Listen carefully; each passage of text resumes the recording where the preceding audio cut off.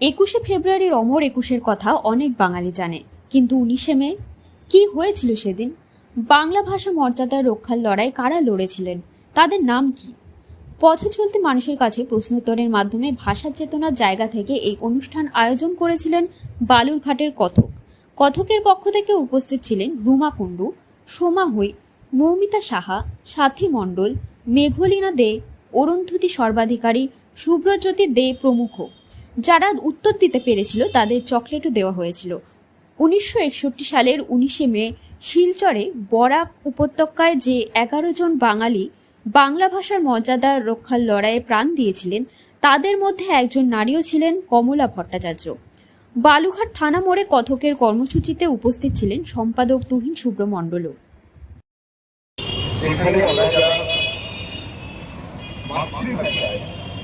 সাহিত্য সংস্কৃতির চর্চা করি, সেই ভাষার আন্দোলন করেছে তাদেরকে যাতে আমরা শ্রদ্ধা নিবেদন করতে পারি, সেই কারণেই বালুঘাট একটা ভাষা স্মারক শহীদ প্রাঙ্গণ দাবি হয়েছে কথকের পক্ষ থেকে। এবং এই দাবি আসলে আমাদের প্রশাসনের কাছে, পৌরসভার কাছে, যে আমরা যাতে যারা শহীদ হয়েছে তাদের নাম সেখানে লিপিবদ্ধ করে রাখতে পারি।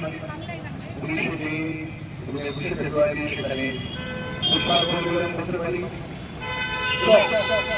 সংস্কৃতির শহর হিসেবে পরিচিত বালুরঘাটে সেই ভাষা শহীদ স্মারক একটা পরিচয় হয়ে উঠতে পারে। সেই কারণে এই দিন 19শে মে কি হয়েছে কেউ যদি তোমাদের মধ্যে থেকে কেউ বলে, অনুভূতি শুনি একটু।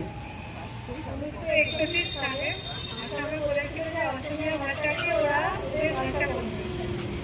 ওর বড়ার ভ্যালি এটা সেখানে বাংলায় থাকতো, বাংলাদেশের। তো ওরা ওটাকে নিয়ে শিলচর সেখানে নিয়ে প্রবেশ করেছিল। সেখানে 11 জন মারা গেছিল, তার মধ্যে 11 জন প্লেয়ার আছে কমলা ভট্টাচার্য। 16 জোরে বলুন। 16 বেশ। তো 16 হচ্ছে সঠিক উত্তর।